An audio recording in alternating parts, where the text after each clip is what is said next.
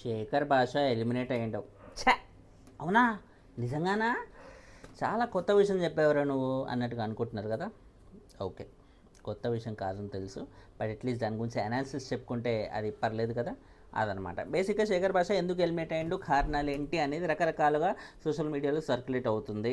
ఆయన రాజ్ తరుణ్ ఇష్యూ అవ్వచ్చు, లేకపోతే వాళ్ళ కొడుకు పుట్టాడు కావచ్చు, ఇలాంటి రకరకాల సందర్భాలు అనేవి ఉన్నాయి కాబట్టి అలా ఏంటన్నట్టుగా రకరకాలు వినిపిస్తుంది. దాని గురించి మన డీటెయిల్గా అనాలిసిస్ చెప్పుకుంటే యాక్చువల్లీ శేఖర్ భాష లాంటి ఒక కంటెస్టెంట్ బిగ్ బాస్కి వస్తున్నాడంటే అరే శేఖర్ భాష రావడం ఏంట్రా అంత రచ్చ బిగ్ బాస్కి ముందు మోస్ట్ హైప్డ్ కంటెస్టెంట్ అనే వాళ్ళు ఎవరైనా ఉన్నారంటే అది శేఖర్ భాష అని చెప్పాలి. ఇంక్లూడింగ్ చెప్పాలంటే యాక్చువల్లీ మేబీ ఇప్పుడు సీరియల్ ఆడియన్స్కి నిఖిల్ కానీ ఇలాంటి వాళ్ళందరూ ఆల్రెడీ చాలా పాపులర్, వాళ్ళు వస్తున్నారంటే వాళ్ళు ఎగ్జైట్ అవుతుండొచ్చు. బట్ సీరియల్ ఆడియన్స్ కాకుండా నార్మల్ మిగతా ఆడియన్స్ అందరికీ ఇన్ఫ్యాక్ట్ విష్ణుప్రియ లాంటి ఒక పాపులర్ కంటెస్టెంట్ వస్తుందని కంటే కూడా శేఖర్ భాష వస్తానంటే అరే బాప్రే అదిరిపోద్దురా అయితే అన్నట్టుగా అందరూ యునానిమస్గా అనుకున్నారు. ఎందుకు అదిరిపోద్ది అని అనుకున్నారంటే శేఖర్ భాష బిగ్ బాస్కి రాకముందు టీవీ ఛానల్స్లో జరిపిన ఆయన రచ్చ అనేది ఆ రేంజ్లో రచ్చ అయిపోయింది.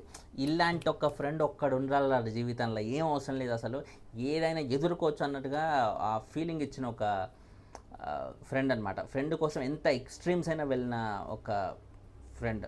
అంటే జస్ట్ రాజ్ తరుణ్ కోసం ఆయన పర్సనల్ లైఫ్లో ప్రాబ్లం వచ్చినప్పుడు కంప్లీట్గా అసలు ఆ అమ్మాయితో లావణ్యతో ఎంత ఎక్స్ట్రీమ్స్ వెళ్ళాలో అంత ఎక్స్ట్రీమ్స్ వెళ్ళేసి టీవీ ఛానల్ డిబేట్ల మీద కూర్చొని అమ్మాయితో మాట్లాడినప్పుడు ఆ అమ్మాయి రకరకాలుగా ఆమెని అయితే మనోని శేఖర్ భాషను రెచ్చగొట్టాలని చూసి ఆఖరికి లైవ్ డిబేట్లోనే టీవీ ఛానల్స్లో కెమెరా ఆన్లో ఉండగానే చెప్పు తీసుకొని కొట్టడం కానీ, లేకపోతే ఆవిడ లాయర్ ఎవరైతే ఉన్నారో కళ్యాణ్ దిలీప్ శంకర్ ఆయన కాల్ చేసి ఆయన పచ్చి బూతులు తిట్టడం లైవ్లో.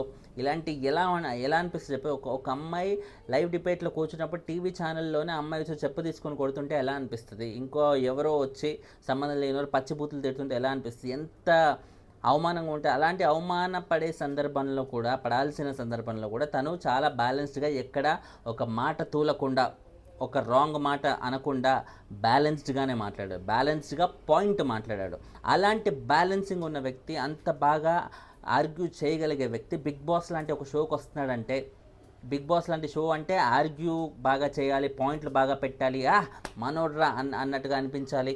ఇట్లా ఏ రకంగా చూసినా కూడా అద్భుతమైన పాయింట్లు పెట్టగలిగే కంటెస్టెంట్ అవుతాడని అందరూ అనుకున్నారు. శేఖర్ భాష వస్తున్నాడంటే ఎక్కువ మంది ఎగ్జైట్ అయింది, బిగ్ బాస్ 8 మీద హైప్ పెంచింది కూడా అందుకే. కానీ బిగ్ బాస్లోకి వచ్చాక ఆయన ఏంది ఎలా ఉన్నాడు అని చూస్తే అసలు బిగ్ బాస్ 8లో శేఖర్ భాష ఎప్పుడు బయటికి వచ్చి మాట్లాడిండు, ఎప్పుడు ఒక స్ట్రాంగ్ పాయింట్ బాగా రేస్ చేసిండు, ఎప్పుడు అదిరా మా రాస్తారు దోస్తు అన్నట్టుగా ఎప్పుడు అనిపించిండు. అరే ఈయన కదరా టీవీ ఛానల్స్లో ఎలాగైతే మాట్లాడో అదే రేంజ్లో ఇక్కడ ఉందిరా అన్నట్టుగా ఎప్పుడు అనిపించాడు. Not even a single moment.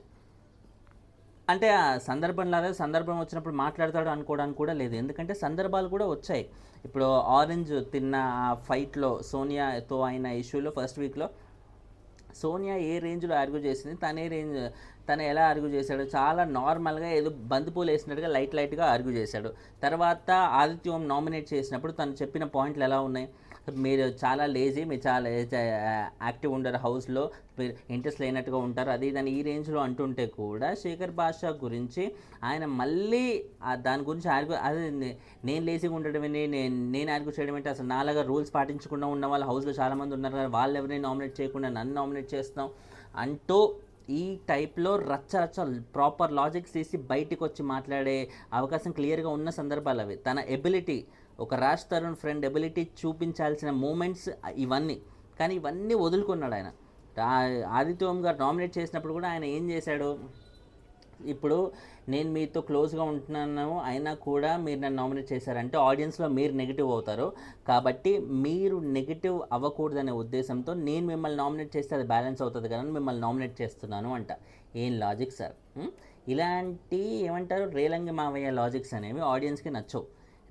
Big బాస్లో కంటెస్టెంట్లు ఆడియన్స్కి నచ్చాలంటే రేలంగి మావయ్యలు నచ్చరు.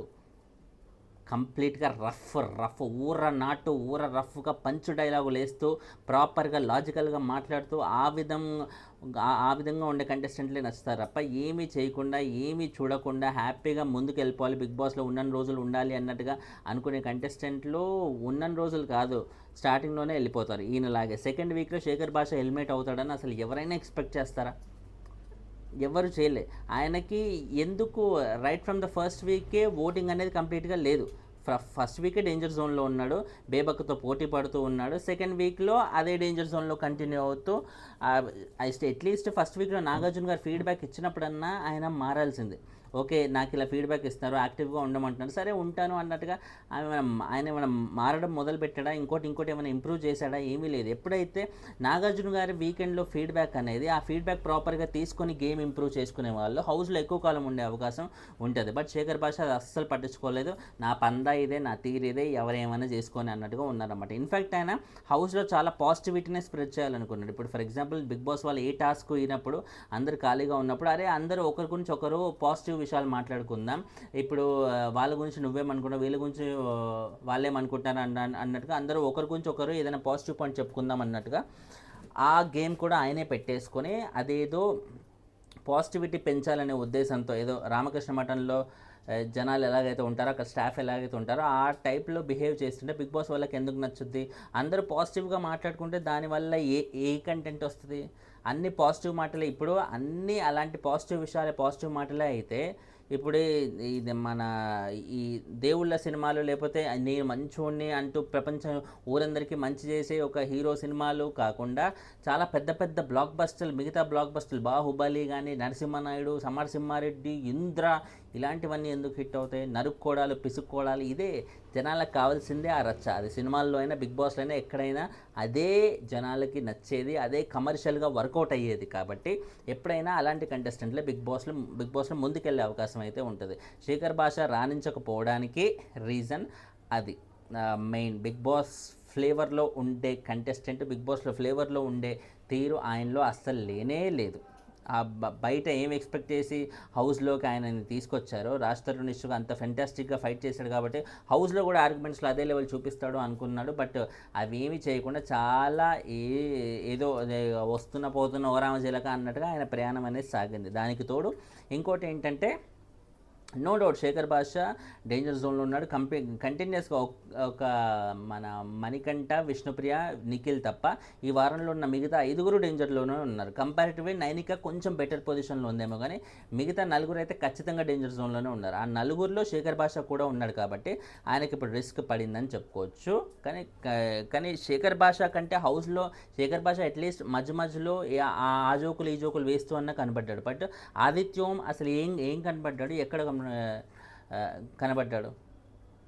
సో అది కూడా ఒక పాయింట్. ఆయన కనబడకపోయినా, ఎటువంటి ఇంపాక్ట్ ఆయన గేమ్ మీద చూపకపోయినా ఆయన నుంచి శేఖర్ భాషను తీసేసారంటే ఇక్కడ మనకి ఏదైనా డౌట్ రావాలి కదా, ఏదైనా ఉండాలి కదా. ఇక్కడ ఏం చేయాలి అంటే ఇప్పుడు కంపారిటివ్లీ ఇందాక ప్రోమోలో మనకు చూపించారు, ఆదిత్యము, శేఖర్ భాష ఇద్దరు మాత్రమే ఉన్నారు. వాళ్ళిద్దరిలో ఒకరిని ఆడియన్స్ చూస్ చేసుకోవాలి, ఒకరు అక్కడే ఉన్న హౌస్ మేట్స్ చూస్ చేసుకోవాలి. వాళ్ళు చూస్ చేసుకున్న దాన్ని బట్టే వాళ్ళని బయటికి పంపించేస్తారు అన్నట్టుగా పెట్టారు. కానీ బేసిక్గా ఇలాంటి ప్రాసెస్లు అనేవి గత సీజన్స్లో మనం చాలాసార్లు చూసాం. ఓల్డ్ సీజన్స్లో అక్కడ ఏముంది, హౌస్ మేట్స్ ప్రకారంగా కాదు ఎలిమినేషన్, ఎప్పుడైనా ఆడియన్స్ ప్రకారంగానే ఉంటుంది అని నాగార్జున గారు చాలాసార్లు చెప్పారు.